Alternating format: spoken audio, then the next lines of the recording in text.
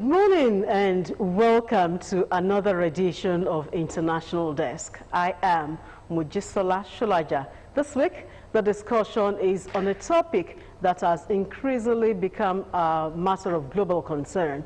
Talk about political violence. So we're taking a look at its impact on the 2024 U.S. elections. In recent years, we have witnessed a rise in political tensions and conflicts that have occasionally turned violent, particularly around election periods. One of such is two assassination attempts on former President Donald Trump. Unlike the July 13 shooting in which a member of the public was killed, no one was hurt on Sunday when Ryan Wesley made the second attempt. This has raised concerns about the risk of ongoing political violence this election cycle. Of course, this is not just in America. I have joining me via Zoom, Professor JOAN MBAGWU, the head of Criminology and Conflict Studies Department, CHRISLAND University, Abeokuta. She's also a peace and security expert, a trainer in mediation and negotiation, and researcher in peace and conflict. Good morning and welcome to the program, Professor. Glad to have you. Thank you very much. Thank you very much for having me, and thank you very much for all the introduction. I feel honored by the invitation to speak on this global issue going on now in the world. Actually, electoral violence. Okay, let's begin this way. At what point can you say the election cycle is turning violent? At what point can we actually describe it as getting violent? Actually, when we look at the Donald Trump approach to political campaign and his political rhetorics, we can always see that he's been verbally violent. Donald Trump believes that the more insulting and the more violent, the more hostility he shows to his opponent, the better or a stronger person he is. And that is not what is happening. For the fact that Donald Trump spends a lot of time caricaturing his opponent without addressing the issues that matter to the electorate, this is one thing that has been happening. And I think the two attempts on his life, even though the first one was more violent than the second one, is an indication that people are not happy with his approach to politics. If you remember in 2016, when he was running against Hillary Clinton, it was just crooked Hillary, this. The issues that matter are not issues that he's preoccupied with. And also, if you remember, can you see me? Yes, you can. I can see you and get you loud and clear. If you look at also when he was running against Biden, it was sloppy Joe, sleepy Joe. These are not the issues. These are not gentlemanly. And that's the problem. You see, political rhetorics is very, very important in determining the outcome of the campaign, whether it's going to be violent or not. In recent time... Okay, let me hear from you. In recent times, in the U.S., American government has been one of the strongest governments working against electoral violence through the USAID program. I happen to be somebody who's been working on elections since 2003 in Nigeria, and I know the role that we played. I used to work for an NGO called IDASA, Institute for Democracy in South Africa. And we are committed to the EVA program, which has to do with electoral violence. USAID invested so much in promoting peaceful election in Nigeria. And if the same country that's invested so much money in developing the capacity of African countries, especially Nigeria, to have their elections peacefully, why should theirs be turning violent? It's an indication that no matter where you are, as long as the political rhetorics are not peaceful, electoral violence will be inevitable. But Somebody said, I want to ask, is it only Donald Trump that should be blamed at this point? You know, the likes of Biden and Kamala Harris, they've been having their own share of it, saying Trump is a threat to democracy. And you have some of the Democrats, too, making such statements. So can you absolve them of this blame? Well, the whole thing boils down to the, if I think they were right, I have also made such a statement, that Donald Trump's approach to democracy, if you listen to what he said some time ago, that after voting for him, there will be no more elections to vote, that the Christian community don't need to bother to vote. What does that mean? Is it going to cancel democracy? Why should he make a statement saying that after this, they don't need to vote again? Is he going to get dictatorial? What does he mean by that statement? Many people look at his statements and tend to play it up, oh, he's a joker, he's not serious. No, those statements are the things warranting the violence we are noticing in the U.S. politics today. U.S. politics should be based on issues, just like our own politics too should be based on issues. If you remember in this country in 2007, when Funshaw Williams was speaking about how ready he is to fight, he's armed, he's this, what happened? He was killed. I was working for IDASA. We do what is called conflict tracking. We track the statements of politicians in order to know what will be the outcome of it. We predicted in our office in Abuja that Fayose will be removed. And shortly after the next week, President Obasanjo declared state of emergency in Ekiti. The problem is that as long as politicians get violent in their verbal statements, just watch it. The next thing will be the actual practice. Everybody has followership, and there are some dedicated followers. You might speak it and don't plan to do beyond that. Somebody will take over from there and go and put it to action. And that is why we argue strongly in the electoral, in peace processes, that the language that we should pursue is the language that promotes peace. Focus on the issues. Let violence not be in your mouth. You cannot, whoever makes peaceful resolution of issues impossible makes violent conflict inevitable. So what I'm trying to say in essence is this: why should the U.S. community, why should these people attempting on the politicians be targeting Donald Trump? Because he is the issue, he is the problem there. If you look at the message sent by Elon Musk, yes. Oh, why is Biden and Harris not targeted? They're not targeted because they're talking about issues that matter to the American communities. Issues of the economy. How expensive is grocery? How expensive is gas? Can they buy houses? Can they pay their mortgage fees? These are the issues that matter to them. And when you are talking about that, they want to hear more of it. But if you come to the platform and you have no logical presentation of your views in terms of how to resolve these economic problems, you are going to cause trouble. You saw the debate? Yes. The debate was that Haitians are eating rats and dogs and yes. That was quite unfortunate. That will generate. The governor of Ohio was very angry. I lived in Ohio when I was doing my master's at Antioch University. I worked in Springfield. I'm familiar with Springfield. On what basis? This time I went to US, I just came back last week. I went to Ohio, I went to Dayton, Ohio. I passed through Springfield. How do you think the people in Ohio will feel when some of them are considered people who are eating rats, dogs, cats, and stuff, all because they want to put a story on illegal immigration? Is that the way to put a story on illegal immigration? No, by whipping up hate for other people?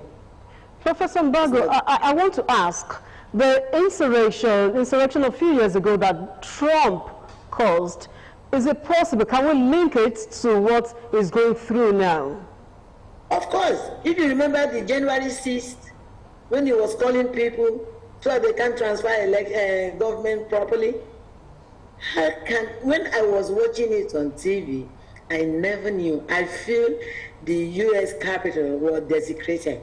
How can Americans, I don't mean foreigners, how can Americans take up gloves, sticks, iron to break down the doors? Somebody sat on Nancy Pelosi's chair, raising his legs up. Why? America is built on principles. And when somebody goes ahead to disvalue these principles, listen, it's not going to be easy. No, American, the way they fought to promote peaceful election in other countries like Nigeria, that's how they should now begin to put structures in place to control violence.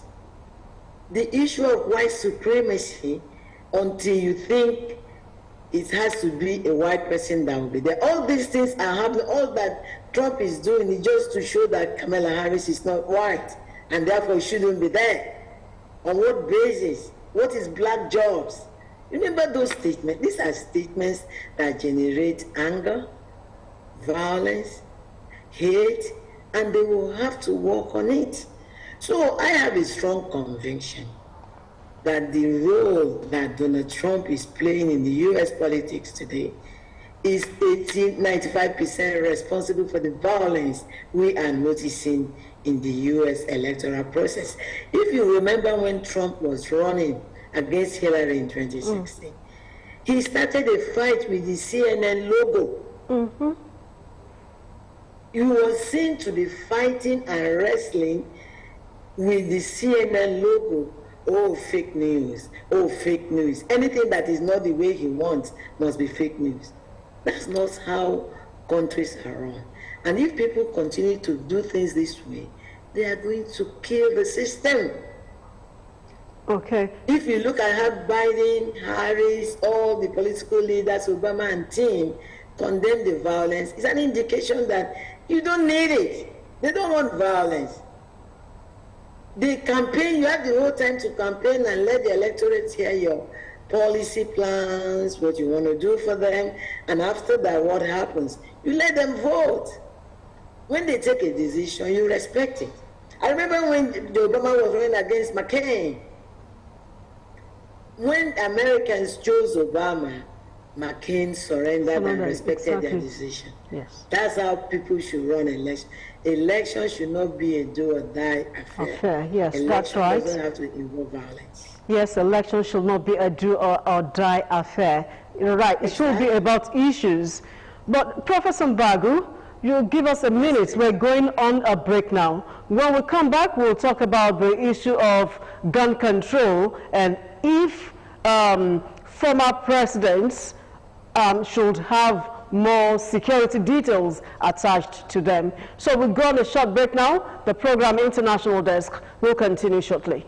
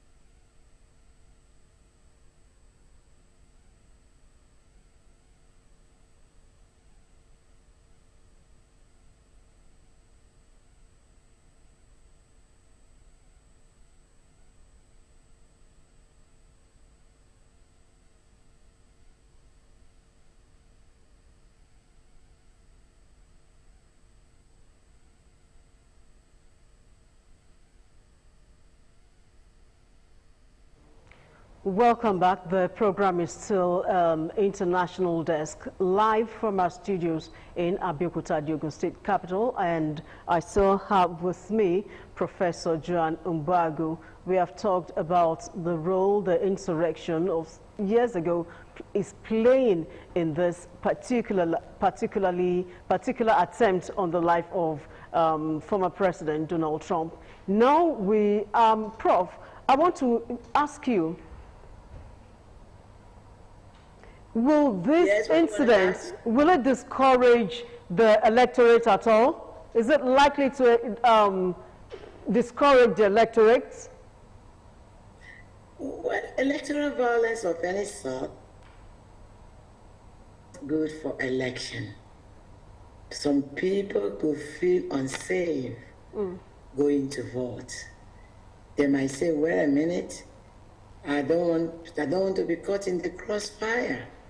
So it could discourage people. It's definitely not a good thing for the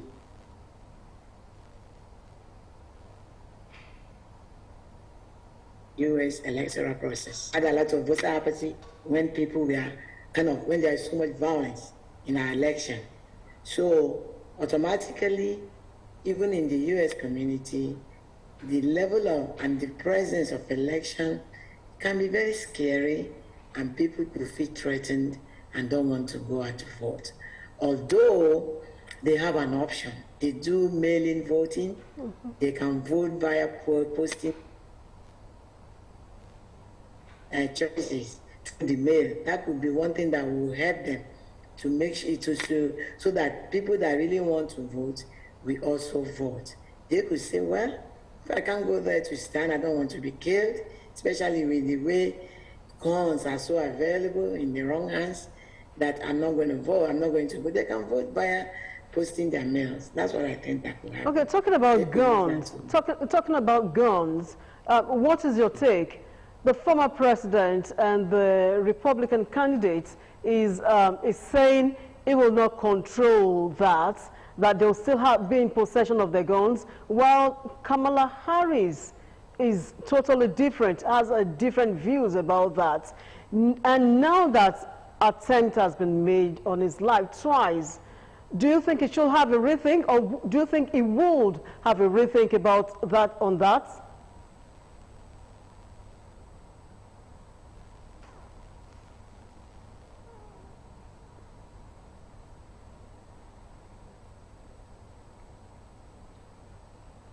Abraham still got a gun by the president from his father. That's how ridiculous the system is. The Republicans have always been promoting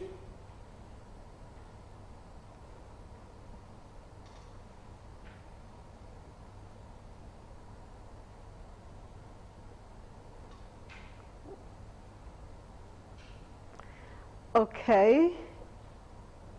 We are having a connection issue now. Professor MBAGWU.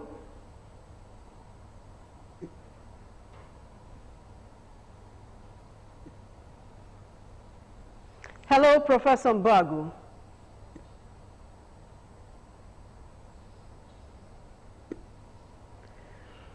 Okay, let's take another break. We'll be back.